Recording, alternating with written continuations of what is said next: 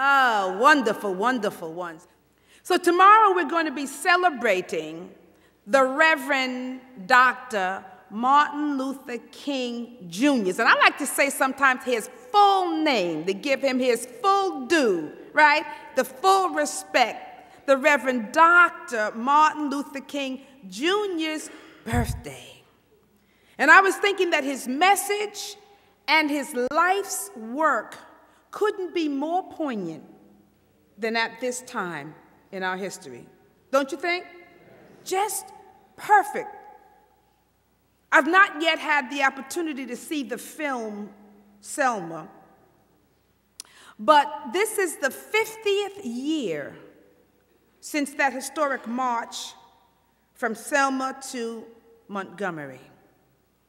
And Dr. King and many, many others, they were marching for that New Age vision we sang about, right? They didn't know, but they were marching for that.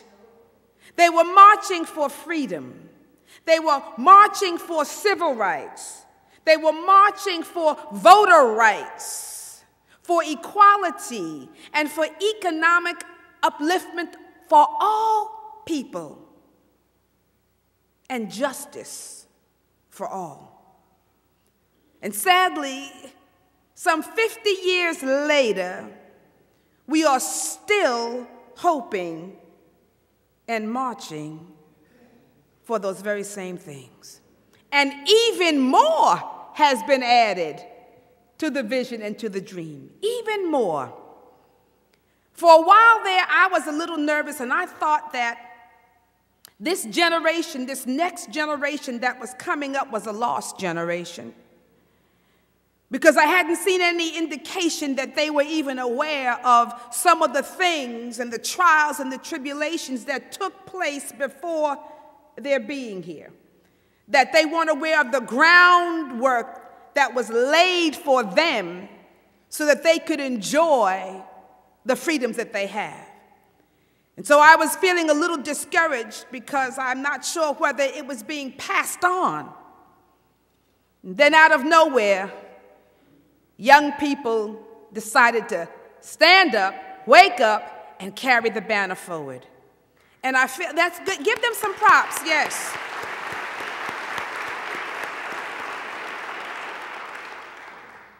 They are willing to carry the banner. You know, to take on, all of a sudden they've awakened and they can see the need for harmony and peace and justice and rightness and righteousness for all living beings. That every soul, every being has purpose and meaning, and it matters.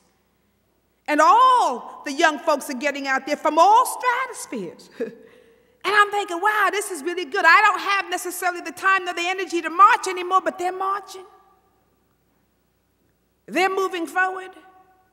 They're challenging the status quo. And they're doing the work. And I'm so grateful and I'm so thankful, because it tells me that the dream will not be deferred any longer. You know, Dr. King opened his famous speech with these words. He said, "I have a dream." But that's the name of his title. He said this. He said, "I say to you today, my friends, so even though we face the difficulties of today and tomorrow, I still have a dream. It is a dream deeply rooted in the American dream. I have a dream that one day this nation will rise up and live out the true meaning of its creed. We hold these truths to be self-evident, that all men are created equal." Now, of course, those last few sentences are the opening words from the Declaration of Independence. And I want us to listen to that. It says, "We hold these truths to be self-evident." That means that it should be apparent to everybody, right? These truths to be self-evident, that all men, or I would say all people, all persons, are created equal, And then it says that they are endowed by their Creator with certain unalienable rights, that among these are life, liberty, and the pursuit of happiness. Those were some powerful words, some powerful truths that were written by our forefathers years ago. And I always say, be careful what truth you speak, because you may just have to live it out, right? You may have to live it out. But as I was reading these words, this is the American dream, as Dr. King said. This is the creed that we have formed a nation under. And yet, for the life of me, I cannot understand how some people cannot understand that when any of these unalienable rights that are endowed and given by the Creator, whenever they are abused or denied in any way to a human being, that there's going to be some trouble. Right? How could you not understand that? That somehow the desire for these things, it says these things, among these are life, liberty, and the pursuit of happiness. How can you not understand that these very qualities of being are etched into the human soul? Right? That somehow they are the fabric of one's being. For every soul desires life. The soul will seek life no matter what. Every soul wants to live a good life, to have the basic needs for life met. Spiritually, mentally, emotionally, physically, every soul seeks life. Every soul, because we are endowed with it, it is imprinted on our being, it is a part of our DNA. Every soul wants liberty, to feel a sense of freedom. And every soul wants to pursue happiness, which means to unfold those things that bring satisfaction and fulfillment to the soul. These things belong not just to a few, but they belong to everyone that has breath. And so how we do not understand that, I'm not sure where that comes from. How we could look at another soul and say, you don't desire what I desire. You don't have a right to have what I desire and want to have. I'm still not getting what is it in the human spirit that causes us to not see that. So for me, the greatest tragedy in the human spirit is not to see this, not to know this, and not to pursue this for every living being, not to support and to promote this for every soul on this planet. That is the greatest tragedy. When I was working on my talk last night, this is what came to me. I said, I too have a dream. I'm going to read it because this is my dream. This is what Spirit gave me from my heart. I too have a dream that one day every soul will awaken to their true identity and expression as a spiritual being. That every heart would open to its highest capacity for love and understanding. That every eye would only see the connection and the oneness of all life. And that every mind would elevate to the consciousness of the divine, bringing forth wisdom and spiritual revelation or a revealing of the Spirit. I have a dream that heaven becomes a living reality and a manifested experience for all upon the earth. I have a dream that there will be no more dreams deferred. Now, that for me is a dream and a vision worth holding. For me, because as I have said on many occasions, friends, that this is the only way that we are going to be able to evolve along the continuum of life. If we cannot see and hold a higher vision for ourselves as people and as a species on this planet, we will all plummet to the depths of a low vibration and manifestation. In other words, hell on earth. Now, so I know some of you may be thinking, well, we are already there because things are looking pretty bleak. But I say not so. We are simply in the midst of throwing off the old. And you know, sometimes old things that need to go, don't go away quietly. Some things that need to die off don't die quietly.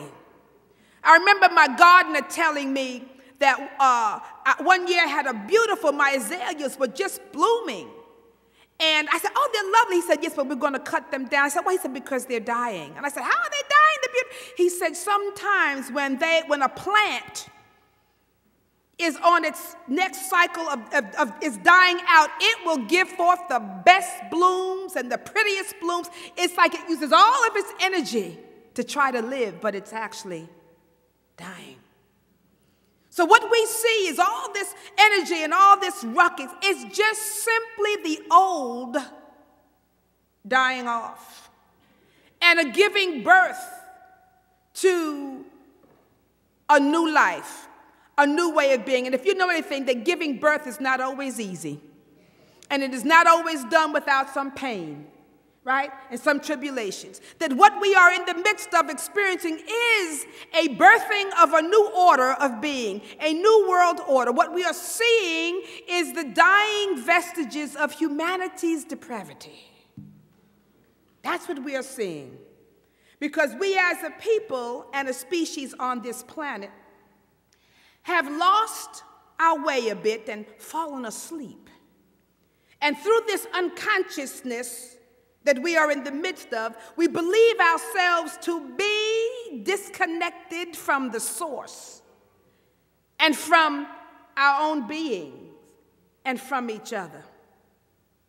But I tell you this, that if it is true that every soul is endowed by the Creator with these innate qualities of being, these innate dreams, right, these innate desires, then that means that every person, every soul, every ship will right itself eventually. Every soul will awaken and find out that it is home, that is our course.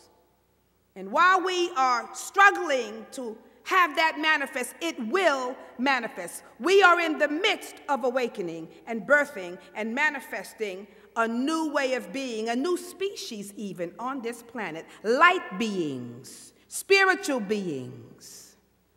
And our task is to see a greater vision for what we all may be.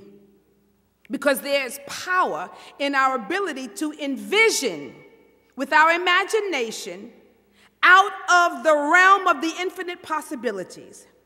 I want to say that again. I want us to get that there's power in our ability to envision with our imaginations, to envision out of the realm of infinite possibilities. For what we can see, we can achieve. What we can imagine can become a reality. There's a story in the Bible that I think points this out, and you may be familiar with it. It's the story of Abram, and it's not yet Abraham. He hadn't had his conversion, his awakening yet. So before that, he's Abram and his nephew Lot. And this is found in Genesis chapter 12 and 13. It's a little long, so sit back, because sometimes I just want to read the scripture. And we need to hear it. So this is called, I'm reading starting chapter 12 and 13. The Lord said to Abram, leave your native country your relatives and your father's family, and go to the land that I will show you. I will make you into a great nation. I will bless you and make you famous, and you will be a blessing to others. I will bless those who bless you and curse those who treat you with contempt. All the families on the earth will be blessed through you. So Abram departed as the Lord had instructed, and Lot went with him. Abram was 75 years old when he left Haran. He took his wife Sarai, and she had not yet become Sarah because she hadn't had her awakening. But he took his wife Sarai, his nephew Lot, and all his wealth, his livestock, and all the people he had taken into his household at Haran, and he headed for the land of Canaan. When they arrived in Canaan, Abram traveled through the land as far as Shechem. There he set up camp beside the oak of Moreh. At that time, the area was inhabited by Canaanites. Then the Lord appeared to Abram and said, I will give you this land. I will give this land to your descendants. And Abram built an altar there and dedicated it to the Lord who had appeared to him. After that, Abram traveled south and set up camp in the hill country, with Bethel to the west and Ai to the east. There he built another altar and dedicated it to the Lord, and he worshiped the Lord. Then Abram continued traveling south by stages to the Negev. At that time, there was a severe famine in the land of Canaan, forcing Abram to go down to Egypt, where he lived as a foreigner. As he was approaching the border of Egypt, Abram said to his wife Sarai, look, you are a very beautiful woman. When the Egyptians see you, they will say, this is his wife. Let's kill him, then we can have her. So please tell them you are my sister. Then they will spare my life and treat me well because of their interest in you. And sure enough, when Abram arrived in Egypt, everyone noticed Sarai's beauty. When the palace officials saw her, they sang her praises to Pharaoh, their king, and Sarai was taken into his palace. Then Pharaoh gave Abram many gifts because of her: sheep, goats, cattle, male and female donkeys, male and female servants, and camels.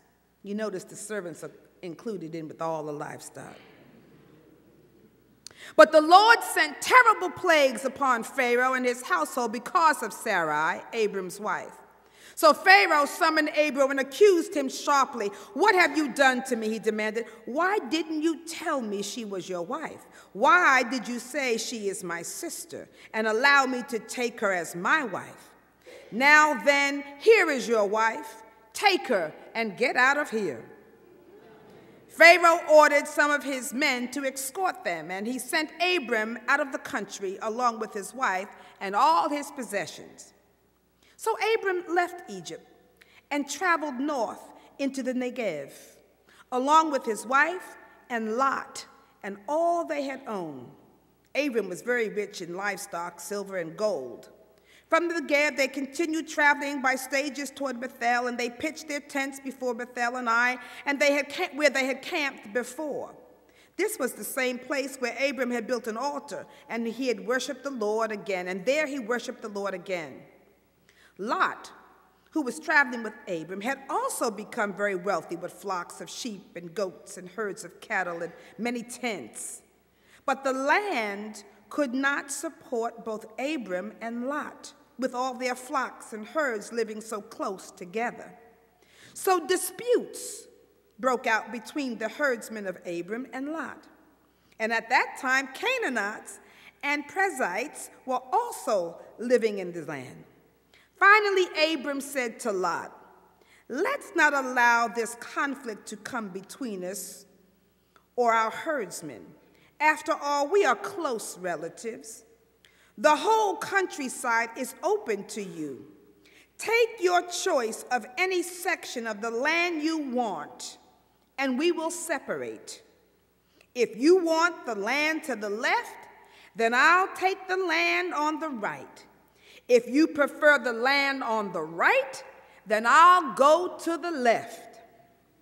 Lot took a long look at the fertile plains of Jordan Valley in the direction of Zoar, because the whole area was well watered everywhere.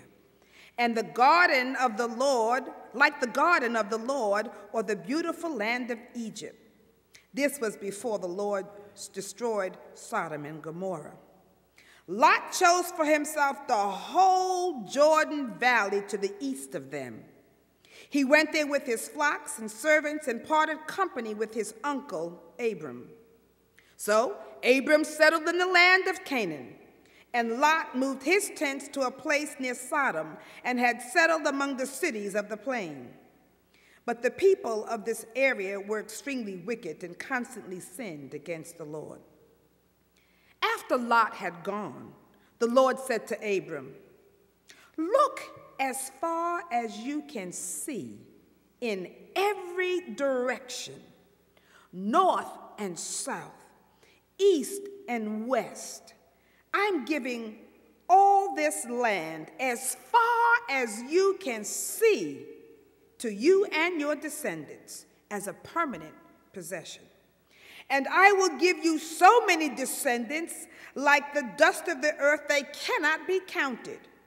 Go and walk through the land in every direction, for I am giving it to you." Now, it was a long reading, but it was a purpose for it, because the very first few chapters of chapter 12 and the very last chapters of chapter 13 in that reading, the beginning of it and the end of it, contain a very powerful message about creating a new vision and living in the realm of possibilities. Now, in chapter 12, it begins by God telling Abram to leave everything that he knew.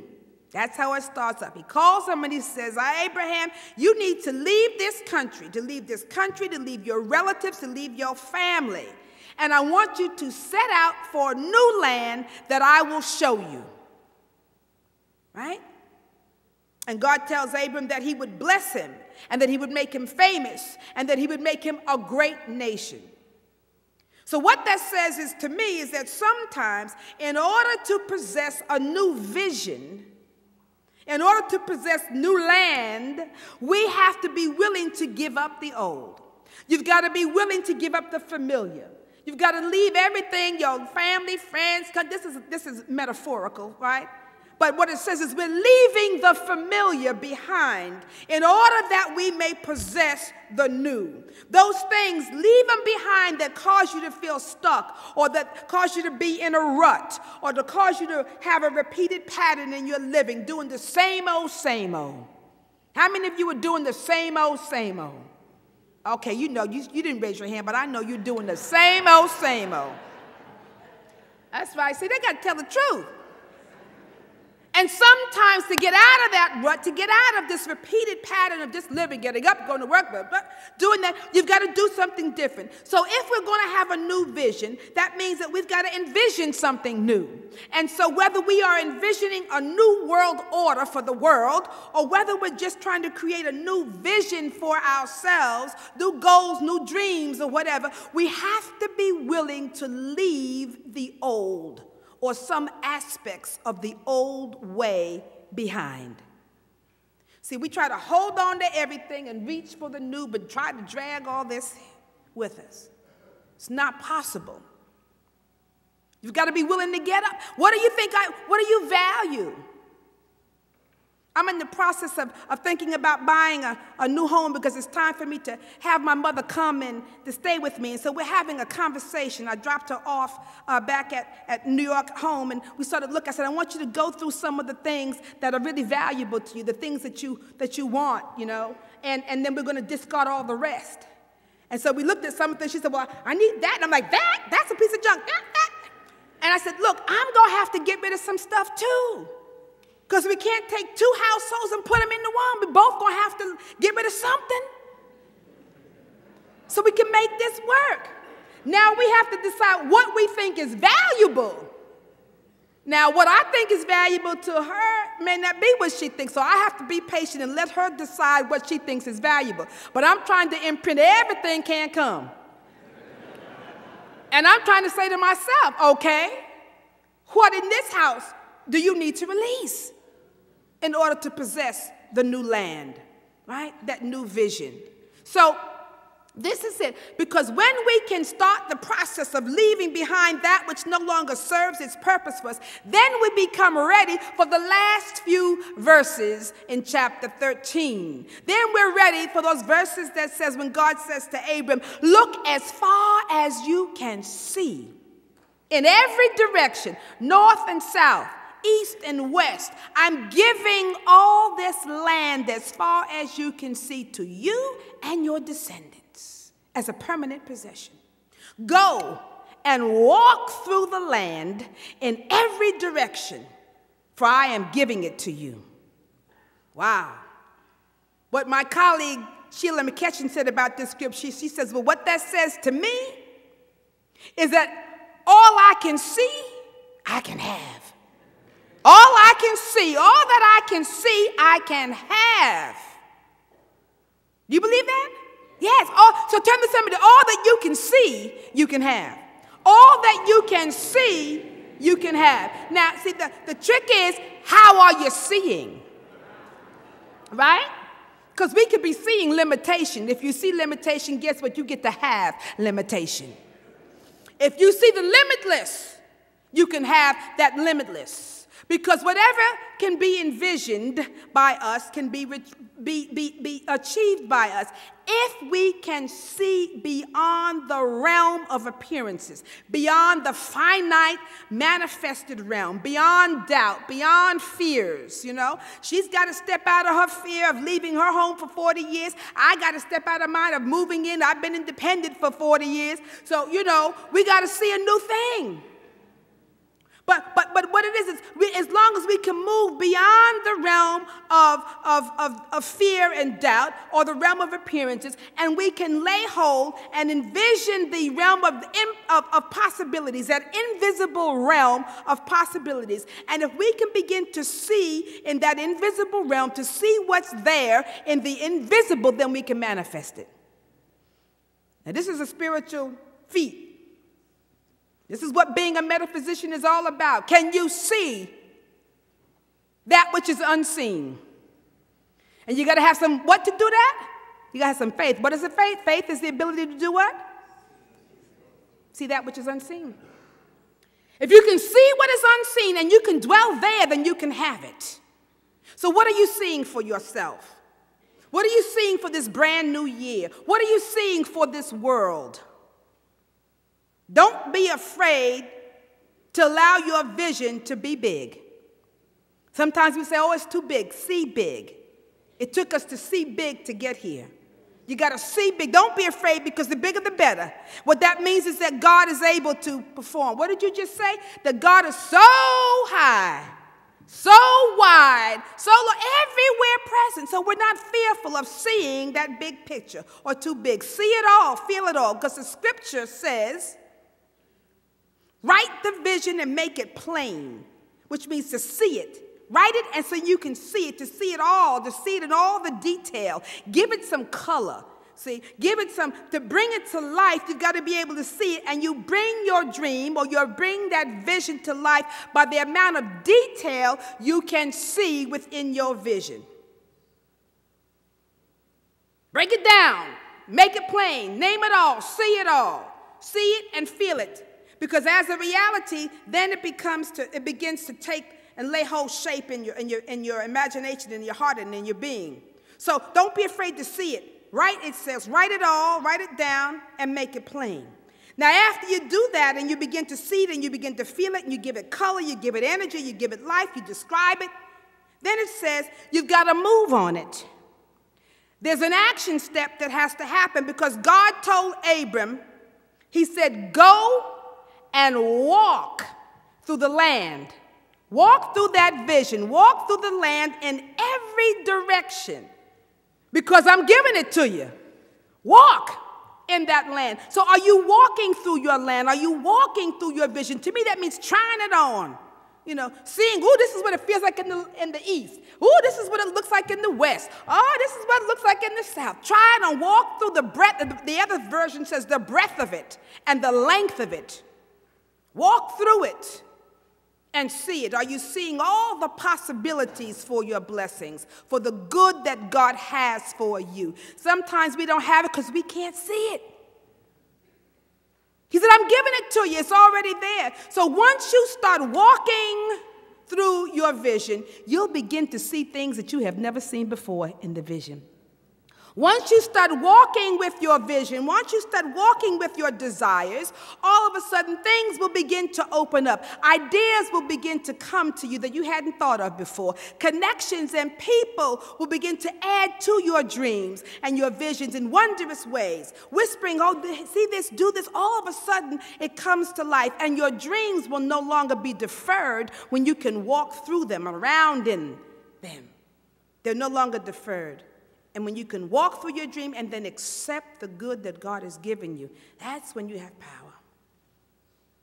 Now, usually, on Martin Luther King's holiday, the call is for us to do some kind of service, right? Not just to sit home and have a barbecue, but to do some kind of service. And I'm saying I want to add a little spiritual component to this, even though service is a spiritual component.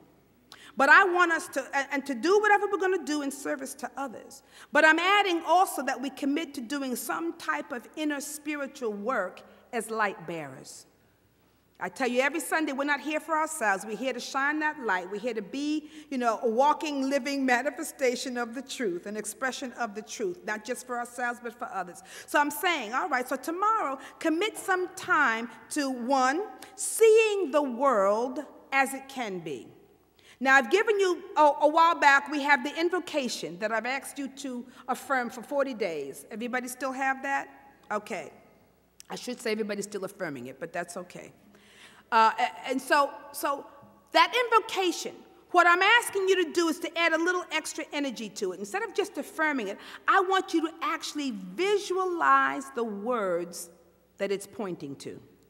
That's what I do in the morning. So when it says, from the point of light within the mind of God, let light stream forth into the minds of men. Let light descend upon the earth. And what I do is I visualize the earth and people all around it being filled with light. That light is coming into their entire being. That's what I hold, the visual. Let light descend upon every being. And then it says, from the point of love within the heart of God, let love, right, touch every heart. So I see love, I see light, and then I see love. I see the world and people in it being filled, their hearts opening and being filled with love. And I go through that process. So I'm adding a little bit more color. I'm adding a little bit more vibration and energy to make it real. Not just some words that I'm spewing, but this is a vision that I'm holding, that I'm feeding with my energy, with my ability to see it, with my imagination, with my words to speak it into being. So do that a little bit if you can. And then as I was writing the words and reading the words from the Declaration of Independence, I said, those are some powerful words. We hold these truths to be self-evident, that all people are created equal. And that they are endowed by their Creator. So affirm this at some point. Because what I was feeling is that somehow we need to get these words back into the consciousness, back into the hearts of the people in this country. Can you imagine if this was an active part of everyone's consciousness? If these words, if everybody really got up and affirmed, we hold these truths to be self-evident, that all people are created equal and that they are endowed by their Creator with certain unalienable rights, that among these are life, liberty, and the pursuit of happiness. What if everybody, from the person who lives in the Appalachian Hills to the person who lives in the White House, from the person who lives in the Bronx, wherever, that everybody holds that consciousness, this country would be transformed. And so we need to get this back into the consciousness of people. Because if we do that, there would be no more dreams deferred.